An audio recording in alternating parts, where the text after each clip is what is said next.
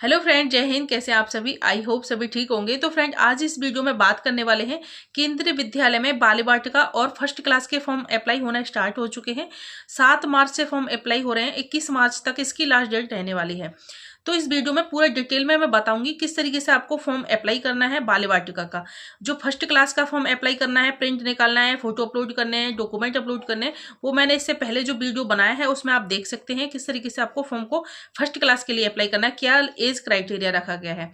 ठीक है, आज इस वीडियो में सिर्फ बाल वाटिका के फॉर्म को के बारे में बात करेंगे, किस तरीके से आप बाल वाटिका में फॉर्म फोटो अपलोड करना है एंड डॉक्यूमेंट अपलोड करना है, और फॉर्म को फिल करने के बाद, प्रिंट निकालने के बाद क्या कहीं पे सबमिट करना है, किस तरीके से। और जब बाल वाटिका फर्स्ट में या थर्ड में नंबर आ जाता है, क्या फिर से आपको, जब फर्स्ट क्लास में आपका बच्चा आएगा फर्स्ट क्लास में, तो क्या आपको फिर से फॉर्म अप्लाई करना है। पूरा डिटेल में मैं सब कुछ बताऊंगी, क्योंकि बहुत सारे कंफ्यूज रहते हैं जब बाल वाटिका मतलब केंद्रीय विद्यालय में या फर्स्ट क्लास में फॉर्म पहली बार कोई अप्लाई करते हैं। ठीक है, तो बहुत सारे कंफ्यूज रहते हैं कि हमें, अगर हम बाल वाटिका में एडमिशन करवा देते हैं तो बाल वाटिका से फर्स्ट क्लास में वो अपने आप ही चला जाएगा, क्या हमें फिर से फर्स्ट क्लास के लिए अप्लाई करना पड़ेगा दोबारा से फॉर्म। तो ये सारा कंफ्यूज मैं दूर कर दूंगी, और इसमें एज लिमिट क्राइटेरिया आपका क्या रखा गया है। तो सबसे पहले बात कर लेते हैं फ्रेंड। और जब आप फॉर्म को फोन से अप्लाई करते हैं तो बहुत ज़्यादा प्रॉब्लम आती है। आप कैफे पे जाके करवाते हैं फॉर्म, तो उसमें कुछ गलत कर देते हैं, तो अपने तरीके से आप फॉर्म को फोन से ही कैसे अप्लाई कर पाएंगे। तो सबसे पहले तो मैं फोन से फॉर्म को अप्लाई करना बताऊंगी किस तरीके से। जब फोन से फॉर्म को अप्लाई करते हैं तो फोटो अपलोड करने में बहुत ज़्यादा प्रॉब्लम आती है, तो फोटो किस तरीके से अपलोड करना है एंड बर्थ सर्टिफिकेट किस तरीके से आप अपलोड करना है, और क्या क्या डॉक्यूमेंट रिक्वायर्ड यहाँ पे रखी गई है। तो यहाँ पे सबसे पहले तो एज लिमिट की बात कर लेते हैं। जो अगर आप बाल वाटिका, यहाँ पे 3 रहती हैं बाल वाटिका, फर्स्ट, सेकंड एंड थर्ड। तो बाल वाटिका सेकंड के लिए यहाँ पे फॉर्म अप्लाई नहीं होता है। बाल वाटिका फर्स्ट के लिए 3 साल एज रखी गई है, और बाल वाटिका जो तीसरी है, बाल वाटिका थर्ड, उसमें 5 साल अगर कंप्लीट हो चुका है तो ही आप बाल वाटिका थर्ड में फॉर्म को अप्लाई कर पाएंगे, अदरवाइज नहीं कर पाएंगे। अगर एक दिन भी कम रहता है तो बाल वाटिका थर्ड के लिए फॉर्म आप अप्लाई नहीं कर पाएंगे। बाल वाटिका फर्स्ट में 3 साल का कंप्लीट होना चाहिए, तब आप बाल वाटिका फर्स्ट में अप्लाई कर पाएंगे। ठीक है, तो ये तो बाल वाटिका एज लिमिट हो गई। 3 साल से 6 साल तक के बीच का, 6 साल कंप्लीट होना चाहिए, मतलब सॉरी, 3 साल से लेके 6 साल के बीच, अंडर 6 साल से ऊपर ज्यादा नहीं होना चाहिए, 3 साल से कम नहीं होना चाहिए। ये आप बालिका वाटिका फर्स्ट, सेकंड, थर्ड के लिए आप अप्लाई कर पाएंगे। तो सेकंड में एडमिशन नहीं होता है, फर्स्ट और थर्ड में ही होता है। ये क्लियर हुआ होगा। और उसके बाद बात कर लेते हैं जो बाल वाटिका अभी एडमिशन होने के बाद जब आप फॉर्म अप्लाई करते हैं तो फर्स्ट क्लास के लिए फॉर्म अप्लाई करना पड़ेगा कि नहीं। तो फ्रेंड्स, ये जो अभी फॉर्म अप्लाई हो रहे हैं बाल वाटिका वाले, ये बाल वाटिका के ही लिए रहेंगे, सिर्फ केवीएस फर्स्ट के लिए नहीं रहेंगे। आपको केंद्रीय विद्यालय फर्स्ट में जब फर्स्ट में जब बच्चा आएगा, फर्स्ट सेकंड क्लास में, वो क्लास रही है बाल वाटिका, केबी यूकेजी वगैरह रहता है, तो उसके लिए फॉर्म आपको अलग से अप्लाई करना पड़ेगा। ठीक है, ये आप दिमाग से निकाल दीजिए कि बाल वाटिका में हमारा बच्चे का एडमिशन हो जाता है तो वो फर्स्ट क्लास में खुद चला जाएगा, तो ऐसा बिल्कुल भी नहीं है। बाल वाटिका फर्स्ट में जब एडमिशन होगा तो आपका बच्चे का फर्स्ट सेकंड तीनों बाल वाटिका में ही रहेगा, फर्स्ट क्लास में वो नहीं जाएगा, आपको फॉर्म नए सिरे से भरना पड़ेगा। अब इसमें एडमिशन किस तरीके से होता है, आपका बच्चे का, आपको बाल वाटिका का फॉर्म कहीं पे भी सबमिट नहीं करना होता है। जिस तरीके से आप फॉर्म अप्लाई कर रहे हैं उसी पे आप, जब लास्ट डेट इसकी निकल जाएगी 21 मार्च, उसके बाद इसकी लिस्ट लगती है, पहली लिस्ट, दूसरी लिस्ट, तीसरी लिस्ट। तो बताऊं, अगर बाल वाटिका फर्स्ट में जब जितने बच्चे रिक्वायर्ड रहते हैं, 50 बच्चे, 60 बच्चे, अगर वो पहली लिस्ट में ही कंप्लीट हो जाते हैं तो सेकंड लिस्ट नहीं लगती है। अगर बच्चे सेकंड लिस्ट में कंप्लीट नहीं हो पाते तो थर्ड लिस्ट भी लगती है, और तीसरी लिस्ट में भी बच्चे नहीं कंप्लीट हो पाते हैं तो चौथी लिस्ट भी लगती है। तो जून, जुलाई, अगस्त तक फॉर्म बच्चों के एडमिशन होते हैं।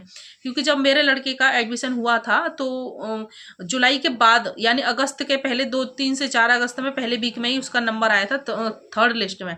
थर्ड फोर्थ लिस्ट में वो कॉल करते हैं आपके नंबर पे, जीमेल पे मैसेज करते हैं, अदरवाइज वो कॉल करते हैं, मैसेज वगैरह नहीं करते, डायरेक्ट कॉल करते हैं कि अपने बच्चे का लिस्ट में नाम आ गया है, आप एडमिशन करवाना है तो फटाफट आ जाइए डॉक्यूमेंट लेके।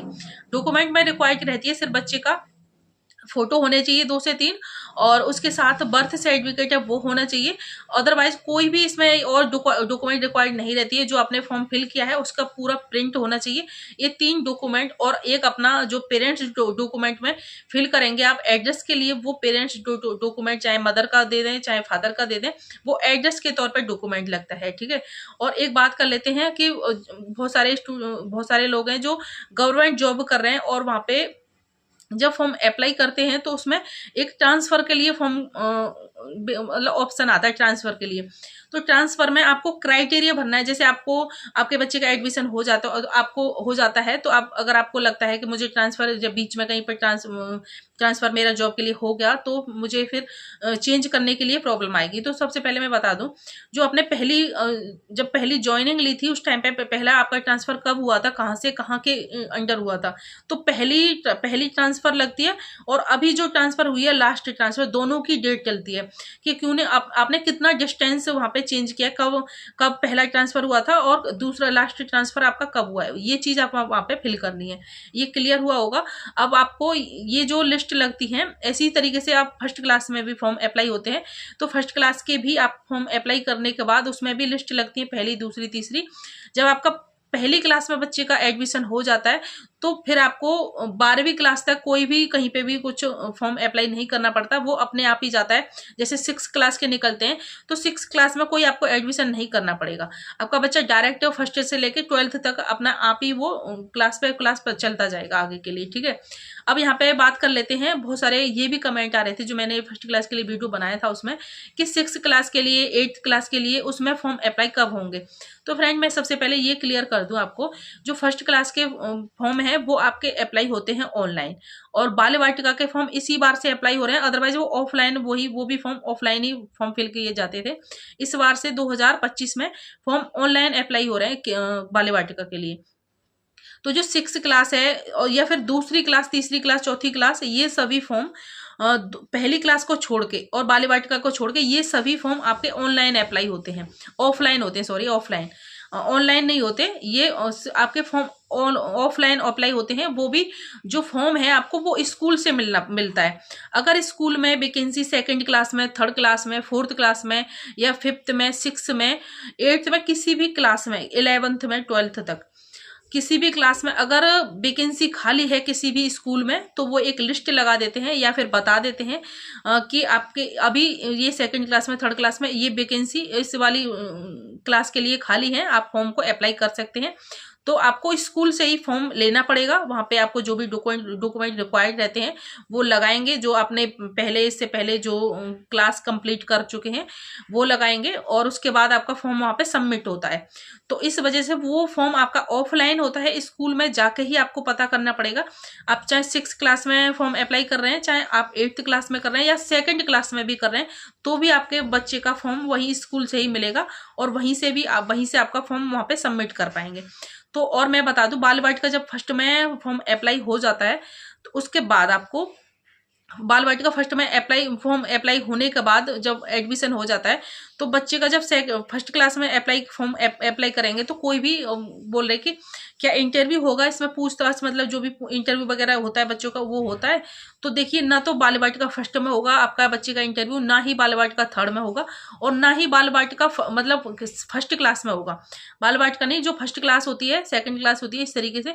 तो बाल वाटिका जो फर्स्ट क्लास है उसमें भी आपके बच्चे का कोई इंटरव्यू नहीं होता है, डायरेक्ट एडमिशन। एंड तक बने रहना है। मैं यहाँ पे फोन से फॉर्म को अप्लाई करना बताऊंगी और आप भी घर बैठे बिना किसी कैफे में जाए फोन से ही फॉर्म को अप्लाई कर पाएंगे, और किस तरीके से डॉक्यूमेंट को अपलोड करना है वो भी मैं बताऊंगी, और स्टेप बाय स्टेप जैसे मैं बताऊंगी आपको फॉलो करते जाना है, ठीक है। और क्या क्या रिक्वायर्ड डॉक्यूमेंट लगेंगे, किस तरीके से आप फॉर्म को सबमिट कर पाएंगे, प्रिंट निकाल पाएंगे, सब कुछ मैं इसी वीडियो में डिटेल में बता दूंगी। आपको वीडियो को स्किप नहीं करना है, वीडियो में एंड तक बने रहना। तो सबसे पहले यहाँ पे हम बाल वाटिका ऑफिशियल पोर्टल पे आ चुके हैं। आपको क्या करना है, ऑफिशियल पोर्टल पे आने के लिए यहाँ पे KBS बाल वाटिका सर्च करना है। सिर्फ कोई भी ब्राउजर ओपन करने के बाद यहाँ पे मैंने KBS बाल वाटिका सर्च कर लिया है गूगल पे जाके, और यहाँ पे बाल वाटिका फर्स्ट एडमिशन यहाँ पे 2025 ये लिखा हुआ है, इस तरीके से शो हो जाएगा।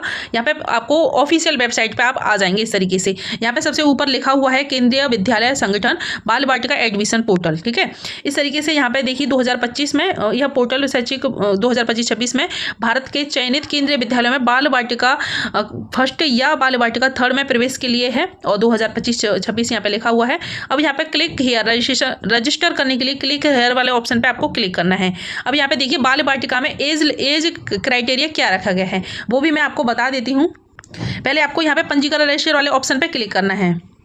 तो देखिए जो बाल वाटिका फर्स्ट के लिए जो क्राइटेरिया रखा गया है एज का, बाल वाटिका फर्स्ट में यहाँ पे 3 साल से लेके 4 साल तक रहेगा, और बाल वाटिका सेकंड में यहाँ पे बाल वाटिका जो सेकंड है वहाँ 4 से 5 तक रहेगा, और बाल वाटिका थर्ड में 5 से 6 साल तक रहेगा, और 6 साल से 7-8 साल तक यानी 2 साल के लिए आपको फर्स्ट क्लास में एडमिशन के लिए टाइम मिलेगा। तो 3 साल से अगर 6 साल के बच्चा बीच के अंदर आता है, 3 साल से लेकर 6 साल के अंदर आता है तो बाल वाटिका में आप फॉर्म को अप्लाई कर पाएंगे। अगर आप 6 साल से आपका बच्चा बड़ा हो गया है तो फर्स्ट क्लास में एडमिशन आप कर पाएंगे। तो यहाँ पे देखिए बाल वाटिका फर्स्ट और बाल वाटिका थर्ड यहाँ पे दिया गया है। तो यहाँ पे अगर बाल वाटिका फर्स्ट में आप अप्लाई कर रहे हैं तो बाल वाटिका फर्स्ट वाले ऑप्शन पे क्लिक करना है, और बाल वाटिका अगर थर्ड में अप्लाई कर रहे हैं तो बाल वाटिका थर्ड वाले ऑप्शन पे क्लिक करना है, ठीक है। सेकंड में यहाँ पे अप्लाई नहीं होता है, मगर जब बाल वाटिका फर्स्ट में अप्लाई हो जाता है तो उसके बाद वो सेकंड में आता है बाल वाटिका, फिर थर्ड में आता है, ठीक है। आप यहाँ पे थर्ड के लिए आप डायरेक्ट यहाँ से अप्लाई कर पाएंगे।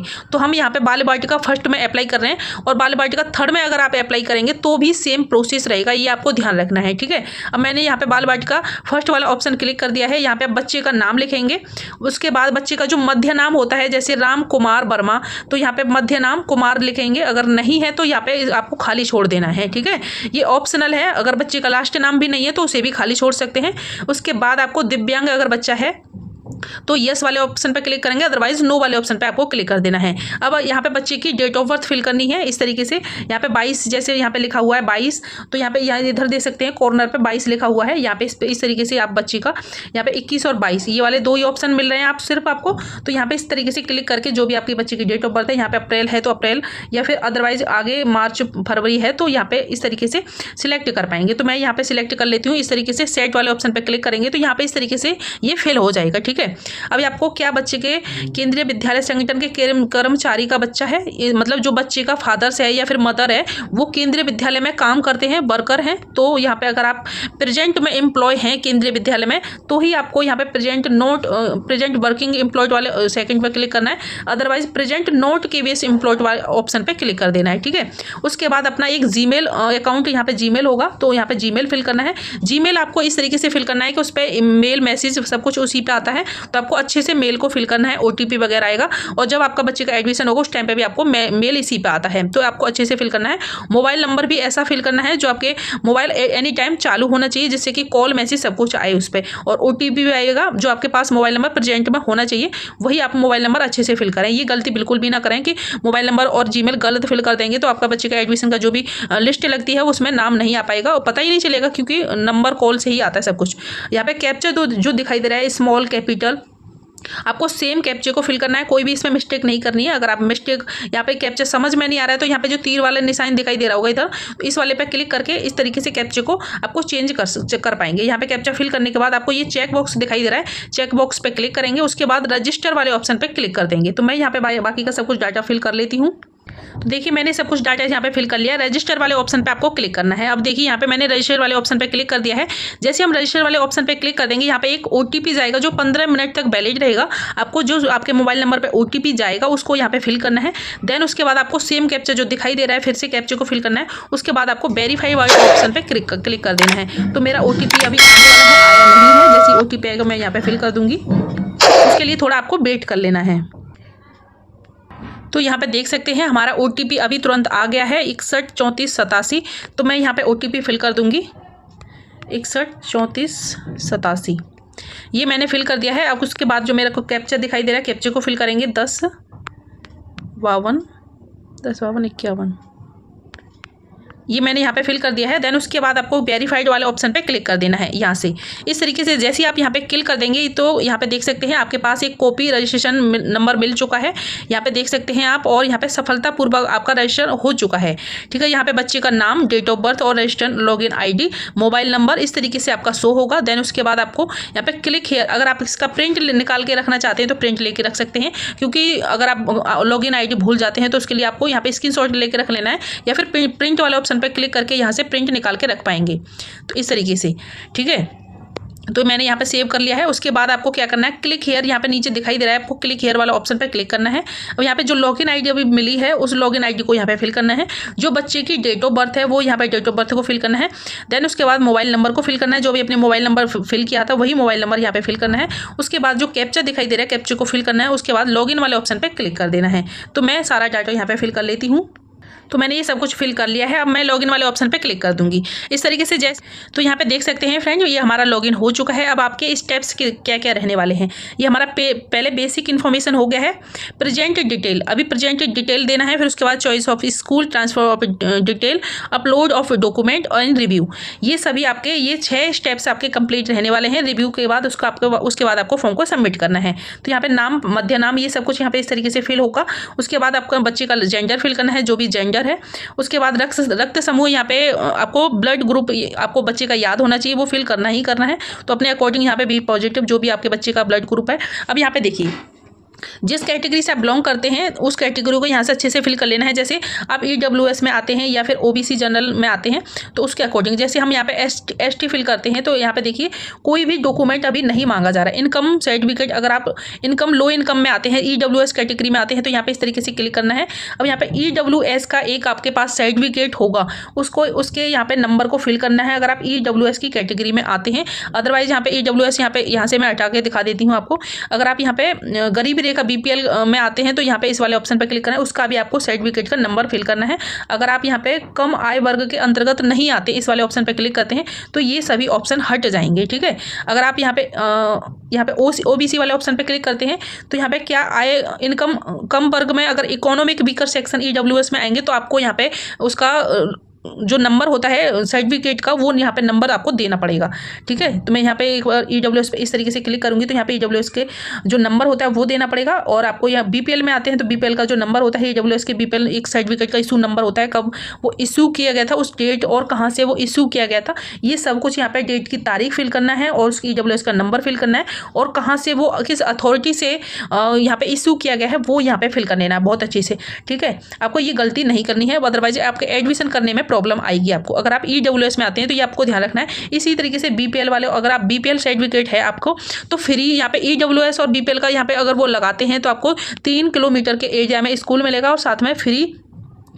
BPL वाला लगाते हैं तो आपको फ्री यहाँ पे स्कूल में पढ़ाई 12th तक फ्री मिलेगा, किताब बुक वगैरह फ्री मिलता है, ठीक है। तो यहाँ पे आप BPL वाला ऑप्शन को यहाँ पे क्लिक करते हैं। अगर आपके पास है गरीबी जो नीचे रेखा से नीचे आते हैं उनके लिए ये वाला ऑप्शन है, अगर आपके पास है वो आप ज़रूर लगाइए, क्योंकि उसमें आपको बेनिफिट मिलेगा फ्री में। जो भी फीस होती है, फीस चार्ज, बुक्स वगैरह वो स्कूल से ही आपको प्रोवाइड कराई जाती हैं। अगर आप इसमें नहीं आते हैं तो आपको नहीं वाले ऑप्शन पर इस तरीके से क्लिक करना है। और आप जिस कैटेगरी में बिलोंग करते हैं, SC ST कैटेगरी में बिलोंग करते हैं तो यहाँ पे कोई भी ऑप्शन नहीं दिया गया है, उसका SC ST कैटेगरी का कोई ऑप्शन नहीं है।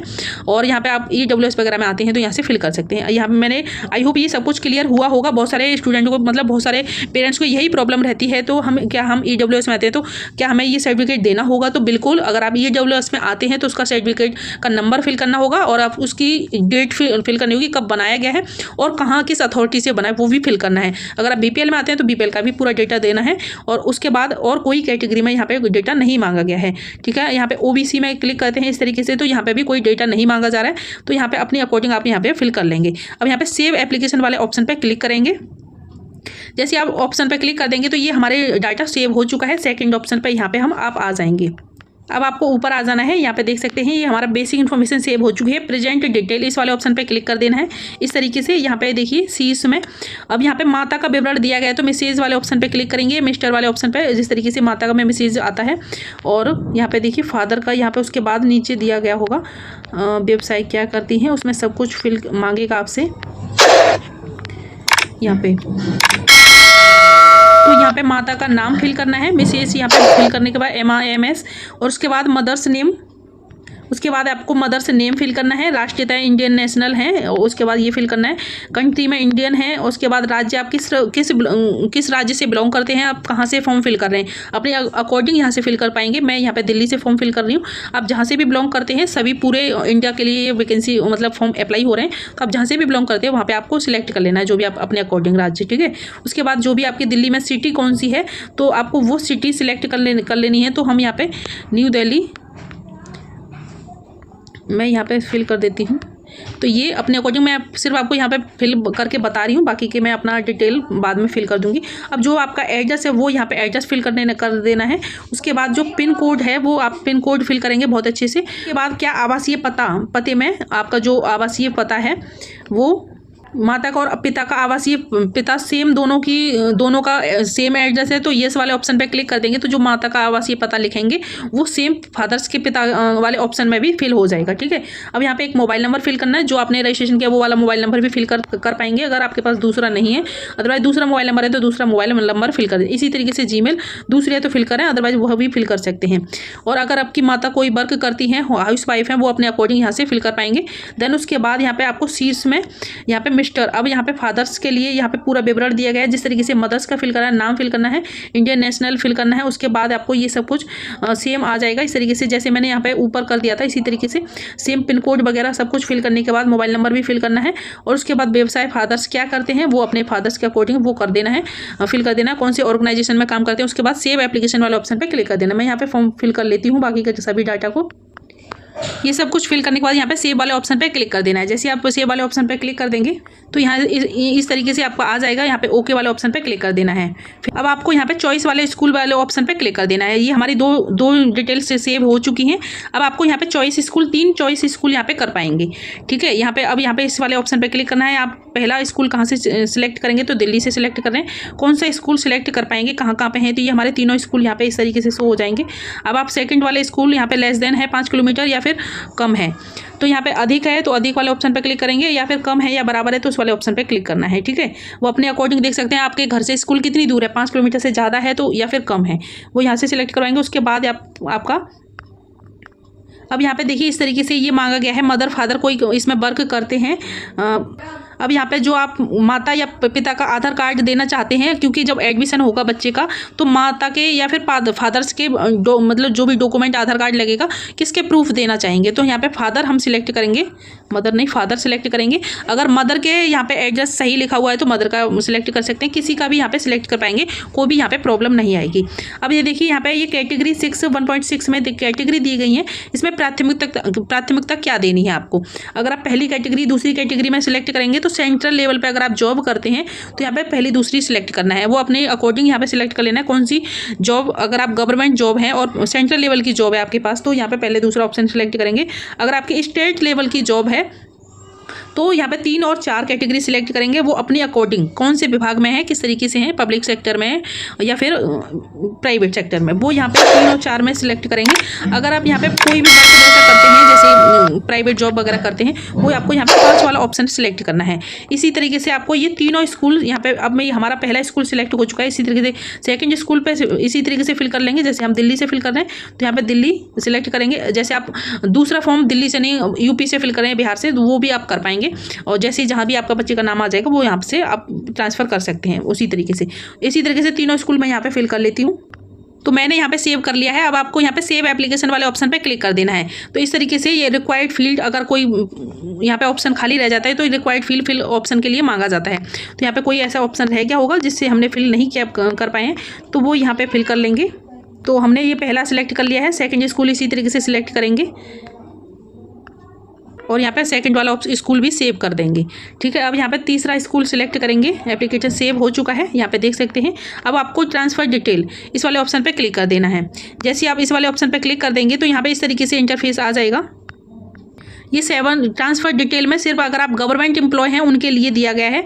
अगर आपका ट्रांसफ़र कहीं पे हो रहा है तो 7 ईयर के लिए आप लास्ट 7 ईयर ट्रांसफ़र कर पाएंगे। तो यहाँ पे ट्रांसफ़र पेरेंट्स का है, मदर का है, फादर्स का है, और पोस्टिंग कहाँ पे की गई है उसके लिए ये सब कुछ पूरा बायोडाटा वहाँ पे आपको दे देना है, और कहाँ से कहाँ पे आप ट्रांसफ़र करवाना चाहते हैं वो उसके लिए है। और यहाँ पे आप इसे अपलोड डॉक्यूमेंट वाला ऑप्शन पे क्लिक कर देंगे, क्योंकि हमें ट्रांसफ़र डिटेल नहीं फिल करना है, स्किप छोड़ देंगे। यहाँ पे फ़ोटो, बच्चे का फ़ोटो अपलोड करना है, और बच्चे का एक बर्थ सर्टिफिकेट फिल करना है। ठीक है, यहाँ पे अपलोड करना है दोनों डॉक्यूमेंट को अपलोड करने के लिए।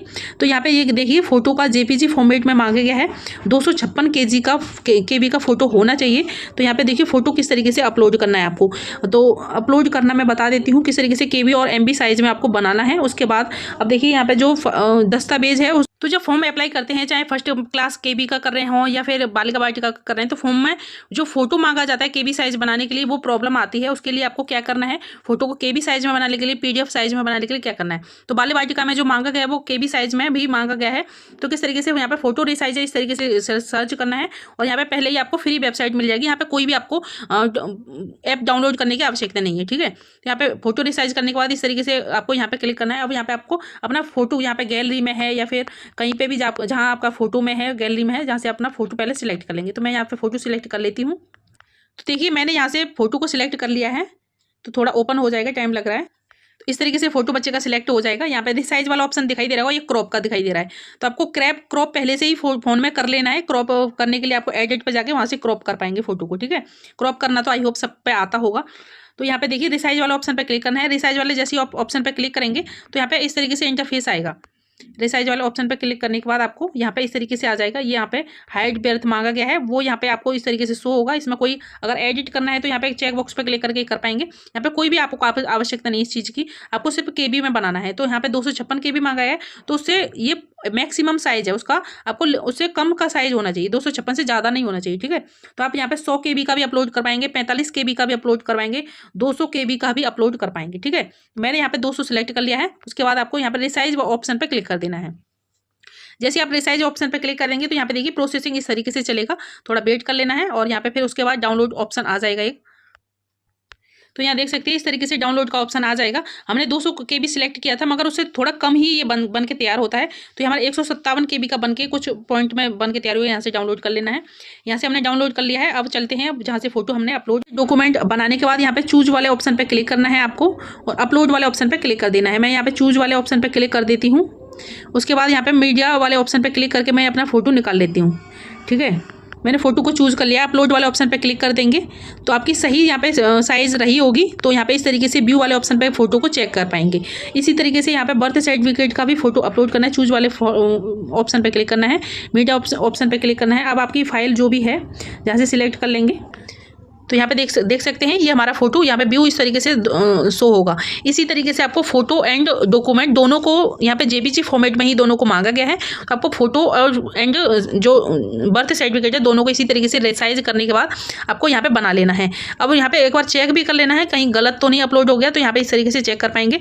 अब यहाँ पे देखिए विद्यालय प्रवेश के लिए जब पेशकश जाएंगे, बच्चे का नाम आएगा लिस्ट में, आपको क्या क्या डॉक्यूमेंट लेके जाना होगा। सबसे पहले तो बच्चे के जन्म प्रमाण पत्र यानी डेट ऑफ बर्थ लेके जाएंगे, पासपोर्ट साइज की फोटो, आपके जो भी आपके पास बच्चे का फोटो अपलोड किया है वो फोटो लेके जाएं। और उसके बाद निवास प्रमाण पत्र रेसिडेंट प्रूफ के तौर पे अपना जो भी SC ST कैटेगरी का सर्टिफिकेट अगर आपने फिल किया है तो SC कैटेगरी से आते हैं, और ST OBC नॉन क्रीमिलियर जो भी आते हैं उसका सर्टिफिकेट अगर आपके पास है वो आपने वहाँ पे अलाउ किया है तो आप लेके जाएं। अदरवाइज आप यहाँ पे नहीं अलाउ किया है उसके लिए मतलब आपने SC जैसे जनरल में आते हैं तो कोई भी आपको डॉक्यूमेंट इसमें से नहीं लेके जाना है। ठीक है, और आपको आधार कार्ड मदर्स का या पेरेंट्स का जो भी आपने वहाँ पे एड्रेस में फिल किया है मैंने जैसे बताया था तो वो लेके जाएं। विकलांग सर्टिफिकेट अगर आपने वहाँ पे विकलांग दर्शाया तो लेके जाएंगे, अदरवाइज नहीं। BPL दर्शाया तो BPL भी लेके जाएंगे। उसके बाद अगर आप कर्मचारी हैं, सरकारी एम्प्लॉय हैं, वहाँ पे अगर आपने यस किया होगा तो वो लेके जाएंगे। अगर आप यहाँ पे अभिभावक कोई दूसरा कोई अभिभावक है उसके जिसे प्राथमिकता आप देना चाहते हैं उसका अगर कोई चुनी प्रवेश पर यहाँ पे वो ट्रांसफ़र के वो फॉर्म फिल किया है और ट्रांसफ़र करना चाहते हैं, जैसे मदर्स फादर्स स्थानांतरण के लिए जो वहाँ पे अभी ट्रांसफ़र वाला ऑप्शन फिल किया था, तो उसके लिए अगर आप कोई डॉक्यूमेंट है तो वो लेके जाएंगे। हमने ट्रांसफ़र का कोई भी यहाँ पे नहीं दिया था। बच्चे के माता पिता किसी भी एक रिश्ते का प्रमाण पत्र, यहाँ पे बच्चे के माता पिता में से किसी भी एक प्रमाण पत्र यानी उसका पेरेंट्स का आधार कार्ड लेके जाना है। अब आपको देखिए यहाँ पे इसमें से किसी को हमने बस नॉर्मली आपको डॉक्यूमेंट लेके जाना है, बच्चे का फ़ोटो, 2 फोटो या फिर 1 फोटो, 2 से 3 फोटो लेके जाएंगे और जो बच्चे का बर्थ सर्टिफिकेट है और पेरेंट्स के आधार कार्ड लेके जाना है। सर आपके ये 3 डॉक्यूमेंट से ही काम चल जाएगा और बाकी निवास के तौर पे जैसे आधार कार्ड वही लग जाएगा। अगर आपके पास निवास प्रमाण पत्र है, वहाँ का मूल निवास, तो वो लेके चले जाएं। अदरवाइज आपके आधार कार्ड से ही यहाँ पे रजिस्ट्रेशन हो जाएगा, मतलब एडमिशन हो जाएगा। और अगर आपने यहाँ पे EWS और विकलांग में से इसमें से कोई फिल किया है तो आप यहाँ पे ये भी डॉक्यूमेंट आपको लेके जाना है। अगर आपने जो भी यहाँ पे डॉक्यूमेंट को फिल किया है वो आप एडमिशन के समय भी लेके जाएंगे, ठीक है। आपका एडमिशन और उसी के अकॉर्डिंग होगा। अगर आपने ये सब कुछ नहीं लगाया तो photo and birth certificate, father और मदर का आधार कार्ड, ये 3 डॉक्यूमेंट से ही आपके बच्चे का एडमिशन हो जाएगा। ये सब कुछ करने के बाद आपको प्रीव्यू वाले ऑप्शन पे क्लिक करना है। यहाँ से देखिए प्रीव्यू वाले ऑप्शन पे जैसे आप क्लिक करेंगे तो पूरा बच्चे का जो अपने फॉर्म में फिल किया है सब कुछ इस तरीके से शो होगा। एक बार चेक कर लेना है। अगर आपको यहाँ पे कोई भी मिस्टेक है, गलती हो गई है, तो यहाँ पे चेक करने के बाद यहाँ पे दोबारा से आप यहाँ पे ठीक कर पाएंगे, क्योंकि अभी आपने फाइनल सबमिट नहीं किया है। तो यहाँ पे देख सकते हैं ये हमारा सब कुछ ठीक है, कोई भी प्रॉब्लम नहीं है। अब आपको डिक्लेरेशन सबमिट इस वाले ऑप्शन पे क्लिक करना है। अब आपको यहाँ पे देख सकते हैं, यहाँ पे कई आप सब कुछ पढ़ने को दिया गया है, यहाँ से पढ़ सकते हैं। अगर आपका कोई फॉर्म में गलत हो गया है कुछ भी, अभी फाइनल सबमिट आपने नहीं किया, तो बेसिक इन्फॉर्मेशन पे जाके इस वाले ऑप्शन पे क्लिक कर पाएंगे और सभी जैसे चूज स्कूल पे क्लिक कर पाएंगे, ट्रांसफर डिटेल पे क्लिक कर पाएंगे। अपलोड डॉक्यूमेंट वाले ऑप्शन पे प्रेजेंट एड्रेस जो डिटेल दिया है, पेरेंट्स डिटेल वाले ऑप्शन पे क्लिक करके कोई भी मिस्टेक अगर हो गई है तो यहाँ पे उसी पे क्लिक करके आपको सही कर लेना है। अब हमारे कोई भी इसमें यहाँ पे गलत नहीं हुआ है, डिक्लेरेशन सबमिट वाले ऑप्शन पे क्लिक करेंगे। उसके बाद चेक बॉक्स पे क्लिक करेंगे। इस तरीके से यहाँ पे सेव एप्लीकेशन वाले ऑप्शन पे क्लिक कर देंगे, आपका सक्सेसफुल यहाँ पे सेव हो जाएगा। उसके बाद सबमिट एप्लीकेशन यहाँ से आपको क्लिक कर देना है। तो यहाँ पे जैसे ही सबमिट एप्लीकेशन क्लिक कर देंगे तो आपके मोबाइल नंबर पे जिस पे पहले OTP आया था उस पर फिर से इसी तरीके से OTP आएगा। तो यहाँ पे OTP को फिल करना है। मैंने 49 तो मैं यहाँ पे फिल कर लेती हूँ 49